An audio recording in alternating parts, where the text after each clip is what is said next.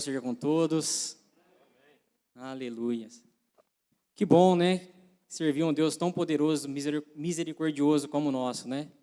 Nós, tão imperfeito que somos, Ele não desiste de nós, nos ama incondicionalmente, né? E nos exorta através da sua palavra a sempre estar no caminho, né, reto, sempre estar nos trilhos, né? Há dois caminhos, um estreito e um largo, né? O estreito é com Cristo, mas a vitória ao final é grande. Então vale a pena nós nos esforçarmos, né, em estar na presença dEle e meditar na sua palavra todos os dias. Vamos dar sequência então ao estudo que estamos fazendo, né, sobre as 7 cartas escritas às igrejas, né, da Ásia Menor, as 7 igrejas do Apocalipse, né? Estamos na igreja de Pérgamo já, terceira ainda, né? Ainda. Estamos na terceira igreja. Fizemos uma parte, a última aula, né? E agora terminaremos. Pretendo terminar hoje. Quem não estava aqui na primeira aula, na primeira parte? 2. Então tá bom. Vou fazer a leitura aqui sobre a carta da igreja de Pérgamo, está em Apocalipse, capítulo 2, versículo 12 em diante. E aí depois eu vou dar uma pequena recapitulada aí nos 3 primeiros versículos, que foi o que nós fizemos. E aí depois a gente parte para a parte de hoje, né, em continuidade.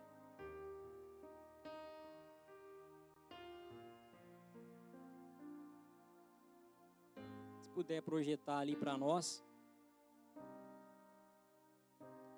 Apocalipse 2, capítulo 12.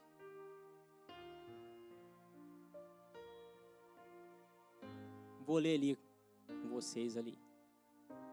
E ao anjo da igreja que está em Pérgamo escreve: isto diz aquele que tem a espada aguda de 2 fios. Conheço o lugar em que habitas, onde está o trono de Satanás, e que conservas o meu nome e não negaste a minha fé, ainda nos dias de Antipas, minha testemunha, meu fiel, o qual foi morto entre vós, onde Satanás habita. Tenho, todavia, contra ti algumas coisas, pois que tens aí os que sustentam a doutrina de Balaão, o qual ensinava a Balaque a armar ciladas diante dos filhos de Israel para comerem coisas sacrificadas aos ídolos e praticarem a prostituição. Outro sim, também tu tens os que da mesma forma sustentam a doutrina dos nicolaítas. Portanto, arrepende-te, e senão venho a ti sem demora, e contra eles pelejarei com a espada da minha boca. Quem tem ouvidos, ouça o que o Espírito diz às igrejas. Ao vencedor, dar-lhe-ei do maná escondido, bem como lhe darei uma pedrinha branca, e sobre essa pedrinha escrito um nome novo, o qual ninguém conhece, exceto aquele que obedece. Até aí, então, esta foi a carta que Jesus mandou que João escrevesse à igreja de Pérgamo. Então, no versículo 12, nós falamos na última aula que Jesus, né, está dirigindo a sua palavra ao anjo da igreja. Ou seja, o anjo da igreja, o pastor, no caso, recebe a direção de Deus para passar para a igreja. E ali, na parte 2 diz: estas coisas diz aquele que tem a espada afiada de 2 gumes. Então nós vimos que essa espada de 2 gumes é a palavra da verdade, a palavra de Deus. No 13 nós refletimos bastante também acerca desse versículo, né, onde foi registrado, né, que lá em Pérgamo existia o trono de Satanás. ali onde Satanás habitava naquele lugar, né? Em meio à idolatria, em meio a tantas coisas, havia ainda pessoas, vários irmãos crentes fiéis, como Antipas, né? Que morreu num touro, né, de bronze por perseverar, né, e não negar a Cristo. Então nós meditamos bastante sobre isso daí e hoje então a gente vai dar sequência a partir do versículo 14. Coloca para mim o 14, por favor.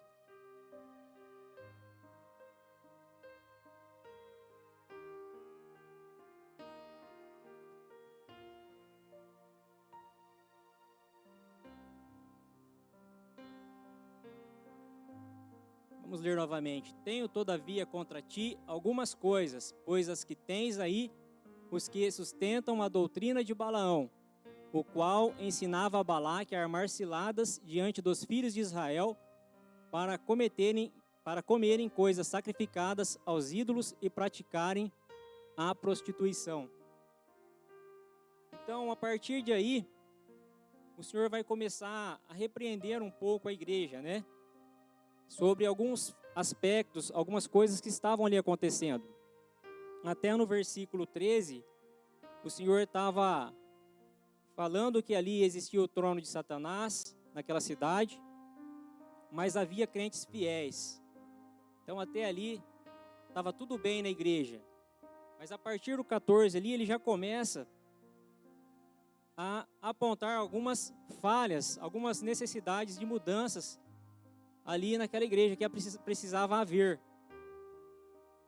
Ele diz assim, ó: tenho todavia contra ti algumas coisas, pois que tens aí os que sustentam a doutrina de Balaão. Então tinha irmãos ou líderes lá na igreja que estavam sustentando uma doutrina de Balaão, algo que estava em desconformidade com a palavra de Deus. Então cabe aqui hoje a gente tentar entender o que seria essa doutrina de Balaão, né? Todos eu acredito aqui que já ouviram falar de Balaão, conhecem a história de Balaão, mas nós vamos relembrar aqui, vou fazer um breve resumo para a gente contextualizar, né? Balaão, todos nós sabemos que foi um profeta de Deus, só que em dado momento ele se corrompeu, né, por amor ao dinheiro. O coração dele se encheu, né, de ganância, e aí ele acabou se corrompendo, se tornando aí um profeta aí caído, né? A história de Balaão está lá em Números, capítulo 20, do 22 até o 25, conta toda a história de Balaão. A gente não vai ler tudo aqui, eu vou só resumir para vocês aqui de uma forma simples, mas eu peço que em casa os irmãos meditem aí assim que possível, né? Reflitam um pouco nessa questão, né? Procurem ler aí do capítulo 22 ao 25 de Números para conhecer essa história de Balaão, bastante interessante para todos nós aí. Mas ao final ali dos 40 anos de peregrinação, né, dos israelitas, eles chegaram próximo à terra prometida. E aí os israelitas acamparam próximo ali à terra dos moabitas e dos midianitas. Como era muito grande esse povo que se reuniu ali, esses israelitas, esses judeus, o povo lá, os moabitas, ficaram com medo deles invadirem suas aldeias ali e saquear, né? Eles devem ter pensado: nossa, quanta gente, a qualquer momento eles podem vir aqui na nossa aldeia para pegar o que nós temos de mais valioso aí, nosso gado, nossas ovelhas, nossos camelos. E eles ficaram amedrontados. E aí, Balaque, que era o rei dos moabitas, enviou príncipes até Balaão para lhe oferecer uma recompensa e que ele viesse até a Moabe para amaldiçoar os israelitas, e assim esse povo viesse a cair. Então esses príncipes foram lá e se apresentaram a Balaão. E Balaão, em vez de imediatamente já mandar esse povo embora, falar que não faria isso, não amaldiçoaria ninguém, Balaão resolveu falar, ó, espera, pernoitem aqui, durmam aqui, e eu vou falar com Deus à noite e amanhã eu dou uma resposta para ver se eu vou lá ou não. Balaão teve com Deus à noite, orou, Deus falou com ele, falou para que ele não fosse até Moabe para amaldiçoar os israelitas. Então ele se reportou a esses príncipes no dia seguinte, dizendo isto, e não foi. Os príncipes foram até Balaque, e reportaram isso. Balaque pediu então pediu a outros príncipes mais importantes ainda que os primeiros, fossem até lá com uma recompensa maior e fizesse novamente uma proposta. Venha até Balaque e amaldiçoe esse povo para nós. Novamente ele pegou e foi orar a Deus, e Deus falou a ele, ó, penso eu, do meu jeito, eu estou explicando para vocês, né? Já que você quer ir, então você vai, né? Mas ó, você só vai falar o que eu te mandar. Você não vai falar mais nada além do que eu te mandar. Então ele foi, acompanhou esses príncipes, se apresentou a Balaque. Balaque levou ele em 3 montes, onde ele poderia estar amaldiçoando esses israelitas. E ele, nas 3 tentativas de amaldiçoar esse povo, ele não conseguiu amaldiçoar, porque da boca dele só saía bênçãos, não conseguiu amaldiçoar. Então, com isso, nós entendemos que um povo que é abençoado por Deus não pode ser amaldiçoado, não é verdade? A pessoa foi chamada para amaldiçoar alguém, um povo, só que não era alguém comum, era um povo de Deus, escolhido por Deus. Toda vez que ele abria a boca para falar, ele não conseguia amaldiçoar, só saía bênçãos.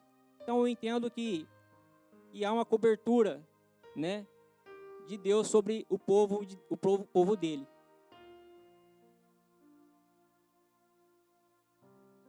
E às vezes a gente tem medo até de passar na frente de algum centro de umbanda, alguma coisa assim, né? Então a gente tem que crer, né, que nós somos um povo abençoado. Nós somos um povo abençoado. Temos que ter essa convicção e não temer esses pormenores, né?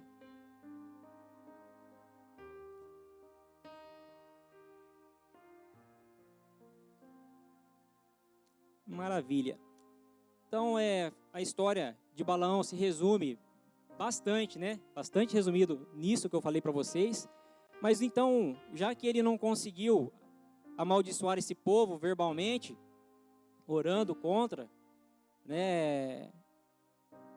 Aí sim ele começou então a chamada, né, doutrina de Balaão. Ele começou a dar conselhos que estão em desconformidade com a palavra a Balaque, né? E o que ele aconselhou?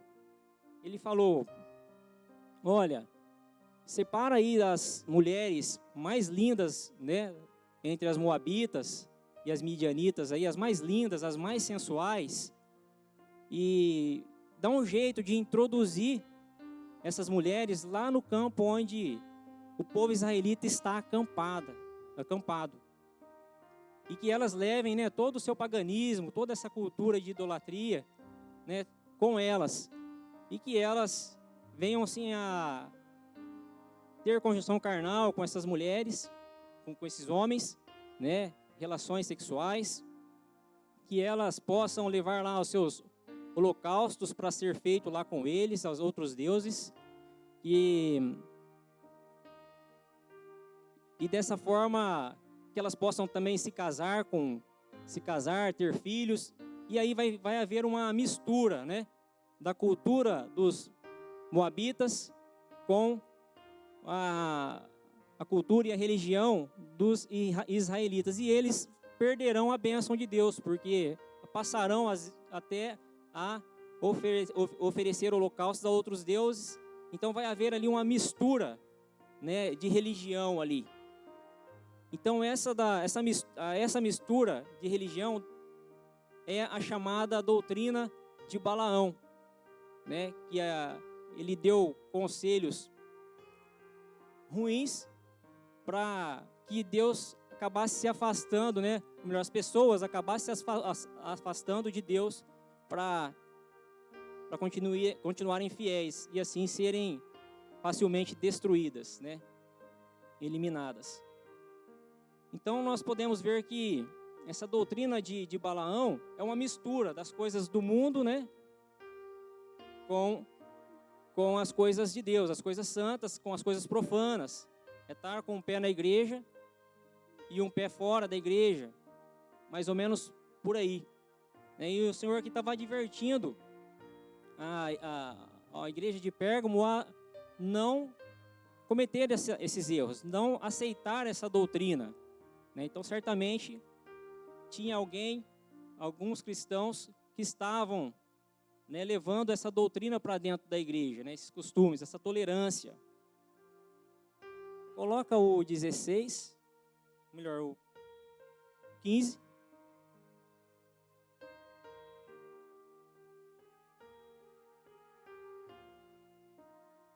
Outro sim, também tu tens os que da mesma forma sustenta a doutrina dos nicolaítas.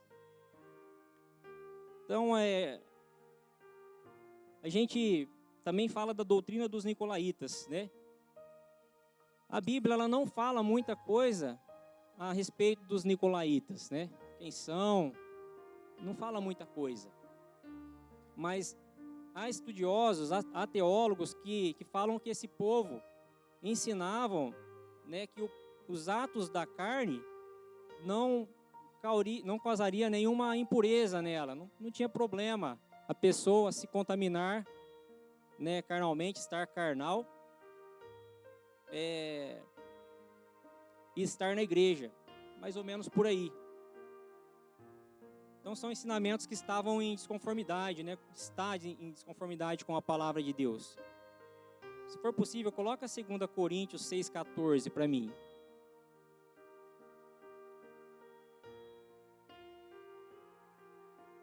Aí vai falar de julgo desigual, né?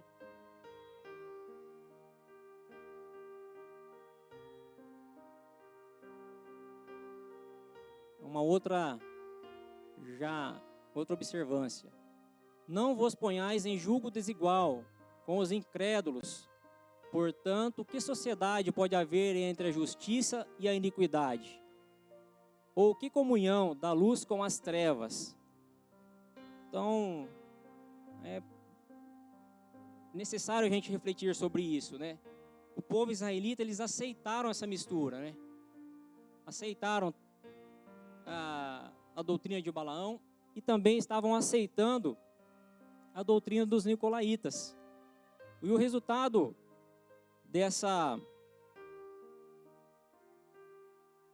mistura foi assim a destruição, né?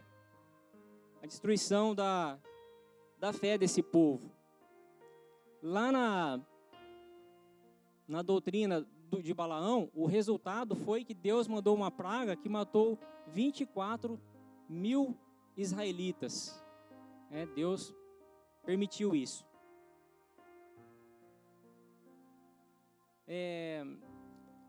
Cabe também a gente falar um pouco sobre a fornicação, né, que havia ali, moralidade sexual, né?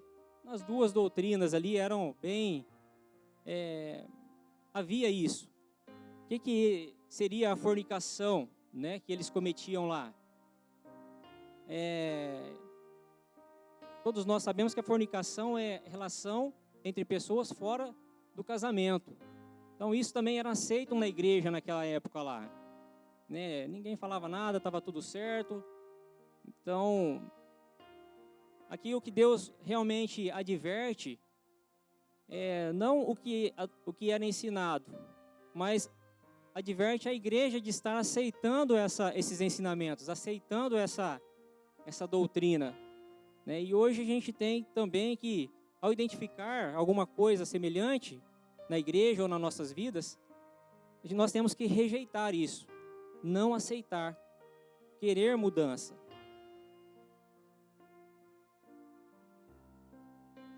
Ainda sobre os nicolaítas, né, a Bíblia, ela não dá precisão de quem é o fundador dessa seita, né, desses ensinamentos. Mas ela fala que em Apocalipse 2:6, na carta a Éfeso, né, que Deus, ele odiava as obras dos nicolaítas, né, e também elogia a igreja de Éfeso por rejeitar também essa doutrina. Olha lá, ó, tenho, contudo, a teu favor, olha lá, está elogiando a igreja de Éfeso. Tenho, contudo, a teu favor que odeia as obras dos nicolaítas, as quais eu também odeio. Então, traz isso para nós, só não tem muita coisa. A respeito do fundador da doutrina dos nicolaítas, há quem diga que esses ensinamentos vieram do Nicolau, né, da prosélito da Antioquia, que foi um diácono, né, instituído pelos discípulos e pela igreja para trabalhar na obra. Vamos colocar lá Atos 6:3.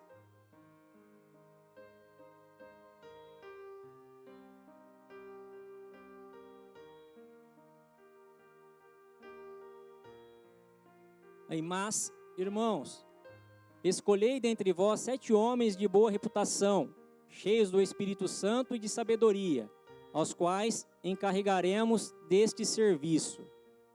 Então estava lá, escolhendo homens de boa reputação, cheios do Espírito Santo e de sabedoria, né? Coloca os 5. O parecer agradou a toda a congregação e elegeram Estevão, homem cheio de fé e do Espírito Santo, Felipe, Prócoro, Nicanor, Timão, Pártemas e Nicolau, prosélito de Antioquia. Então, há quem sustente que essa doutrina de Nicolau dos nicolaítas foram originadas, né, a partir desse Nicolau, que era um diácono, e disseminou essa doutrina, né? Ele se desviou e tudo mais. Mas assim, eu não acredito, o pastor Marcos também não acredita, a maioria das pessoas não acreditam muito nisso. Porque o que nós pensamos? Como que uma pessoa que foi separada para o diaconato, né, coloca lá de novo para nós, por favor, o 3. Cheio de sabedoria, cheio do Espírito Santo, né, de boa reputação, pessoas então aprovadas pelos discípulos, né, pelos líderes naquela época e pela igreja, ou seja, eram pessoas conhecidas, né, pessoas conhecidas. Como que essa pessoa poderia depois, mais lá na frente, né, desviar tanto da palavra, né, e introduzir coisas, doutrinas falsas, né? A gente não entende dessa forma. Ali, por mais que ele seja um recém-convertido, para ele ter um conhecimento, para a igreja conhecê-lo, os discípulos conhecê-lo, né, e ele ser cheio do Espírito Santo e de sabedoria, com certeza, eu penso assim, que ele era novo na fé em relação aos demais, mas não era uma pessoa que tinha iniciado uma caminhada agora, né? Já era uma pessoa já que tinha uma maturidade. Como poderia, né, uma pessoa já assim se desviar e começar a levar ensinamentos falsos para a igreja, né? Então, eu acredito que essa doutrina dos nicolaítas pode ter saído de um outro Nicolau aí qualquer aí, não desse Nicolau prosélito. Então a gente vê assim que o tempo já passou bastante, né? Mas ainda temos falsas doutrinas e falsos mestres em algumas igrejas, né? E a gente tem que estar todo o tempo se policiando com isso. Tem que estar sempre de olho, né? Hoje nós temos igrejas que ordenam pastores aí homossexuais, que estão em desconformidade com a palavra. Hoje temos igrejas aceitando união de pessoas do mesmo sexo, tá, assim, aceitando e achando que está tudo certo, né? Mas está em desconformidade. Lógico, a gente tem que amar essas pessoas, né? Tem que orar por essas pessoas, né? Porque na hora certa nós sabemos que Deus faz a obra e tudo mais. Mas não pode ser entendido como algo normal dentro da palavra, né? Que não é isso que consta aqui. Então ainda hoje há algumas doutrinas, né? De Balaão e dos Nicolaítas inseridas. Então essa carta não é só para Pérgamo, é para a igreja hoje também, né? Para todos nós estarmos pensando nisso.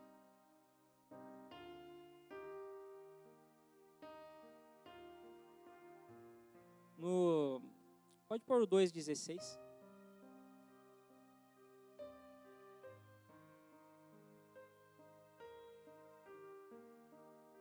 Então a gente vê com isso que o arrependimento, né?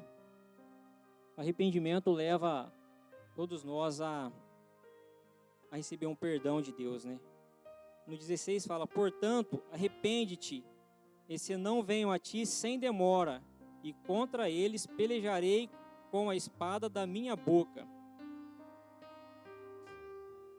Então, depois a gente vai falar um pouco mais sobre esse arrependimento, mas antes disso, eu queria lembrar um pouquinho, comentar um pouquinho a respeito da idolatria, né? De ídolos.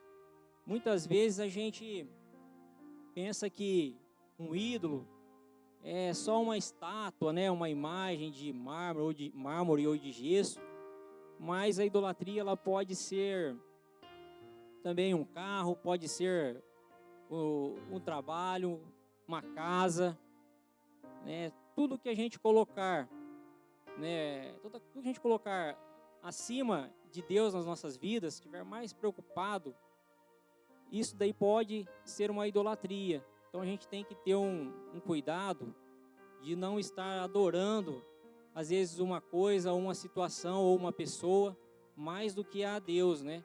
Então a gente tem que estar com essa preocupação.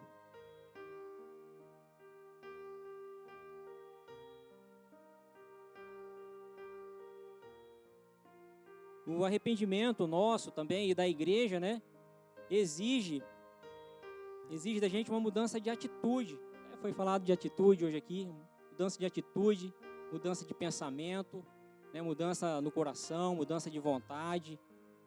Então, a gente tem que se arrepender, mas também temos que mudar a atitude, né?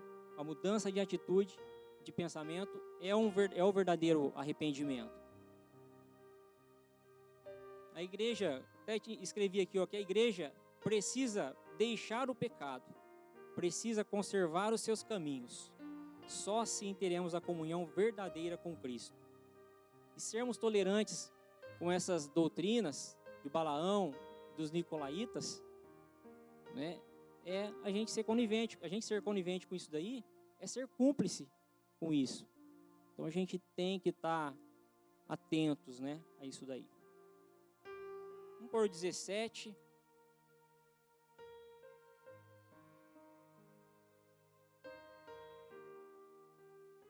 Se alguém quiser falar alguma coisa aí, pessoal, pra vocês me ajudarem aí, vai ser bom. Vamos lá. Quem tem ouvidos, ouça o que o Espírito diz às igrejas. Ao vencedor, dar-lhe-ei do maná escondido, bem como lhe darei uma pedrinha branca, e sobre essa pedrinha escrito um nome novo, o qual ninguém conhece, exceto aquele que o recebe. Amém. Então, aqui o Senhor nos dá, né, ao final, uma palavra de confiança, uma palavra de conforto, uma palavra de motivação para nós continuarmos. Ele diz aos vencedores, aos que perseverarem até o fim, né? Eu darei um novo nome, uma pedrinha branca e um maná escondido. Mas o que é esse maná escondido, né?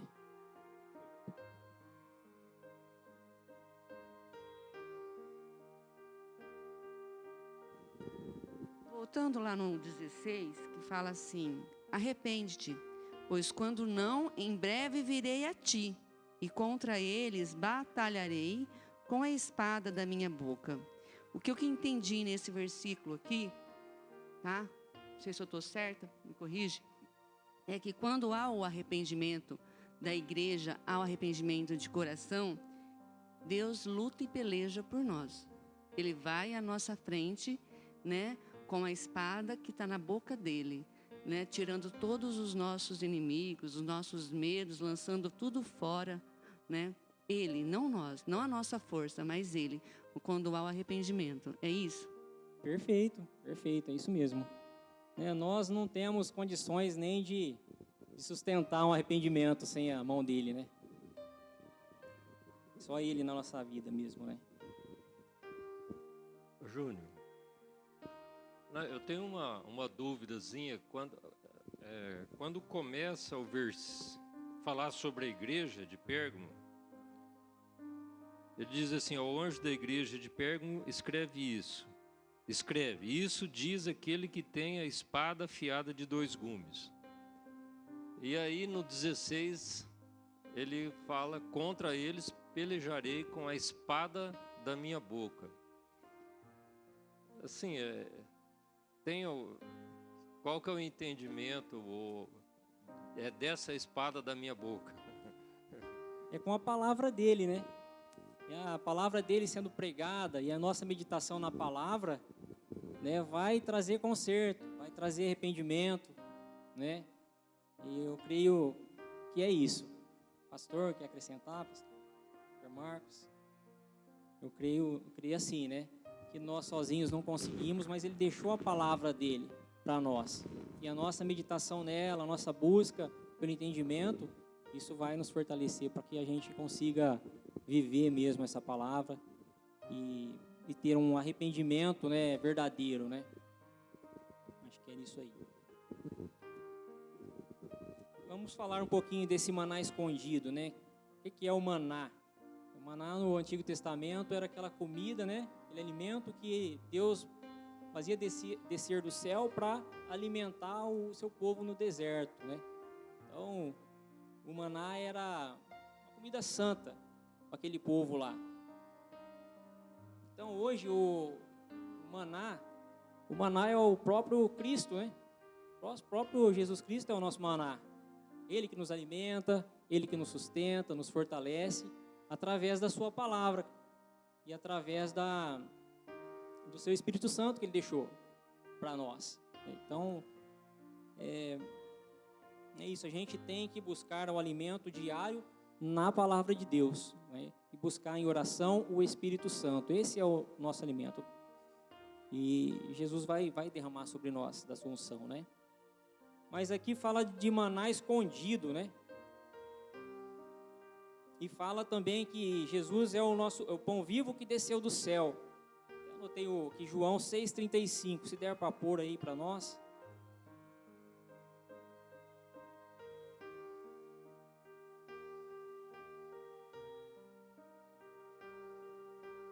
Declarou-lhes, pois, Jesus: eu sou o pão da vida, o que vem a mim jamais terá fome, e o que crê em mim jamais terá sede. Então ele está falando que quem vir, só ali mesmo, está falando de que ele é a comida e que ele é a bebida. Quando a gente fala de comida e bebida, a gente já logo pensa numa mesa, não é? Mesa, dá para pensar em mesa? Acho que dá, pensar em mesa.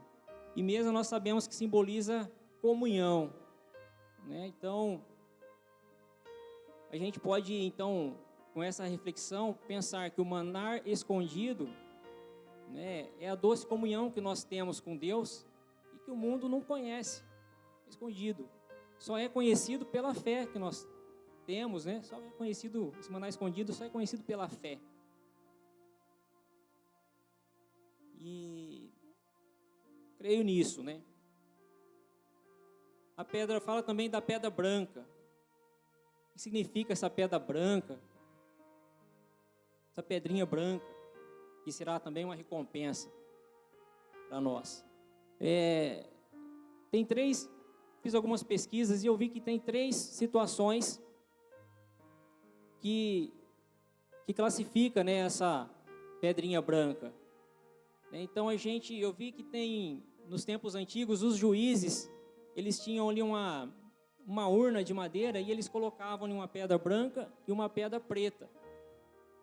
E de acordo com o seu veredito, ele levantava ou a pedra branca, que significava absolvição, ou se levantasse a preta, condenação.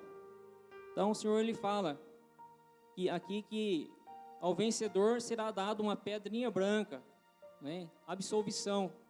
Ao que perseverar será absolvido. Também tem uma outra situação que essa pedra branca era dada às pessoas como um código de acesso a uma cidade ou algum evento. Então, a quem fosse entregue aquela pedra, ela poderia acessar uma cidade ou um evento. Então, essa pedra branca será nos dada para nós acessarmos a Nova Jerusalém, o novo reino, o reino que está preparado para nós. E também tem uma outra situação que essa pedra branca ela era dada aos vencedores de corridas e também a vitoriosos em batalhas. Então olha como que é forte isso daí, né? É um reconhecimento, né, de vitória.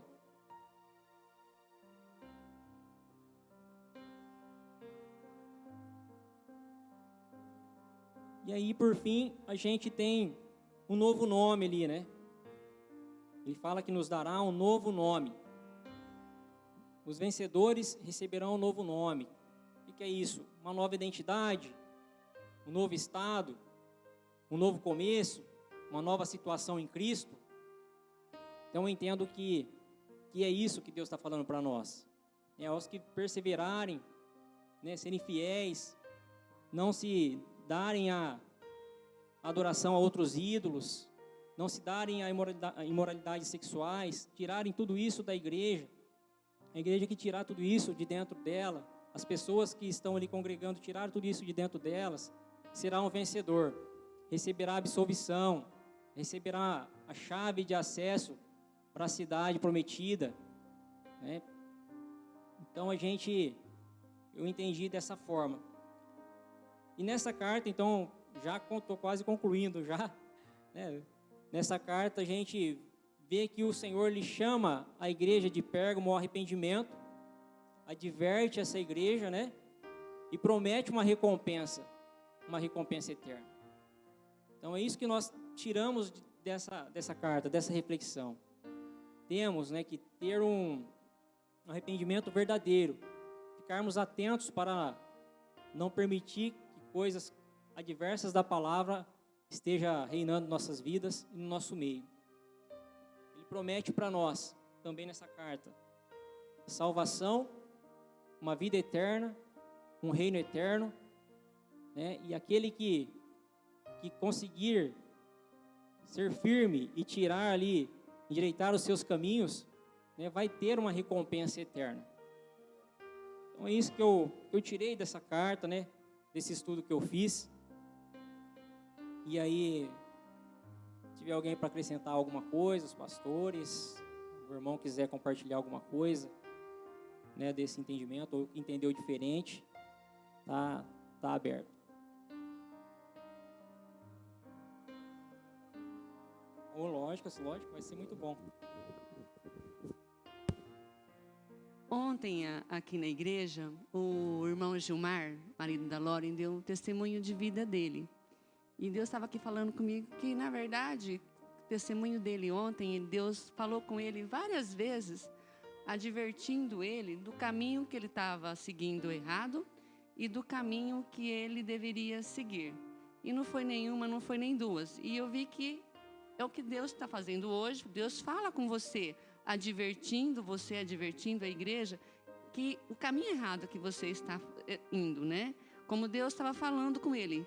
E muitas vezes ele falou que ele foi teimoso, não querendo seguir no caminho certo. E muitas vezes a igreja é teimosa, não querendo seguir no caminho que Deus está advertindo, né? Então, o mesmo Deus que estava falando com essa igreja, estava falando que o Gilmar, ó Gilmar, o caminho teu não é seguir esse aqui, volta para os caminhos do Senhor. E Deus usou várias pessoas para estar falando, como ali Deus estava usando, né, o anjo da igreja para falar com a igreja. Então, nada mudou, porque o tempo, né, é o mesmo, Deus é o mesmo. E do mesmo jeito que Deus falou com ele, Deus pode falar com cada uma aqui. Se coloca, se posiciona. O meu caminho é esse. Só tem um, não tem dois, né? E foi o que o Salvador começou a falar. Foi o que o pastor falou domingo, né? Entendeu? Tem um caminho a seguir. O caminho da santificação. O caminho de deixar a imundície de lado e buscar o caminho verdadeiro de Deus, né? Então, Deus continua advertindo a sua igreja. Deixa o caminho errado e volta para os meus caminhos, que eu tenho uma recompensa, que é a pedra branca, com livre acesso a Jerusalém, com um novo nome, com tudo novo. Tá? E foi tremendo que ontem ele contando esse testemunho dele, falando como Deus falou com ele. E eu falo, gente, Deus fala mesmo. E Deus fala. Às vezes nós que não ouvimos, nós que nos posicionamos para ouvir, mas Deus corrige nós. Deus mostra realmente o caminho que nós devemos seguir. Tá? Só para complementar. Perfeito, obrigado. É isso mesmo, pessoal. Deus conhece as nossas limitações, né, as nossas fraquezas.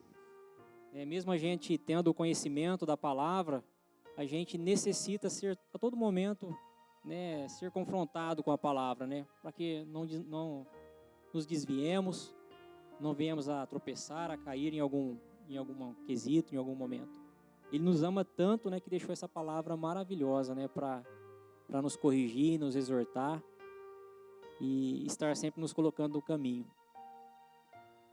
Muito bom, né? Saber o cuidado que Deus tem conosco, né? Então é isso, pastor. Quero passar a palavra.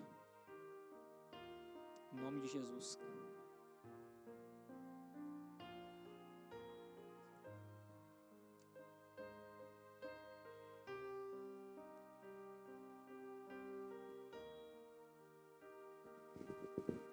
Bom, fica aberta a palavra. Alguém tem alguma dúvida, alguma pergunta, falar alguma coisa? Ninguém?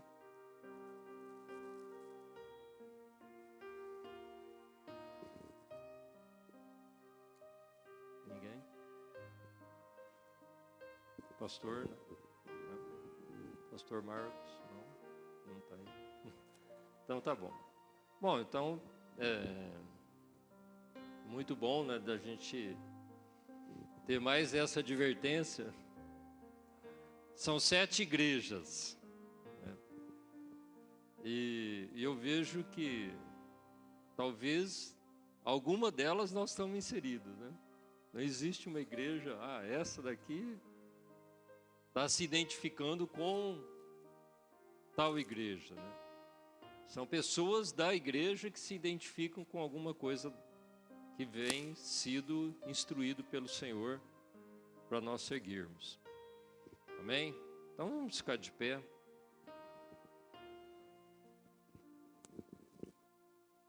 Que você possa estar aqui na próxima semana. Vamos ter a 4ª igreja na próxima semana. Continuar nosso estudo. Senhor Deus, Pai Todo-Poderoso, nós queremos te agradecer pela vida de cada irmão que aqui está, que buscando a Tua palavra, Senhor, buscando os Teus conselhos, e que aquilo que nós ouvimos aqui, Senhor, possa ser os caminhos que nosso coração deve andar, e nós precisamos decidir, né, tomar posição na nossa vida para andar nesse caminho, Senhor. Nós te agradecemos por tudo que o Senhor tem falado nesse lugar. E que o Teu Espírito Santo possa ser ouvido, Senhor. Ele está continuamente falando conosco, que nós possamos tomar a decisão de ouvi-lo em todos os momentos. Nós te agradecemos por tudo em nome de Jesus e que nós possamos nessa tarde estar preparando, né, para o culto da noite, da tarde, né, e que seja um dia edificado na nossa vida, né? Que possa ser um dia que aquilo que entrou no nosso coração, né, faça realmente uma transformação, né, porque nós temos uma decisão que nós podemos tomar a cada momento na nossa vida. E essas decisões, muitas vezes, elas mudam o rumo da nossa história, né? Que esse rumo da nossa história, nesse dia, possa ser um rumo, né, a caminho da glória, né, na presença eterna de Deus nas nossas vidas. Te agradecemos em nome de Jesus. Amém, Pai.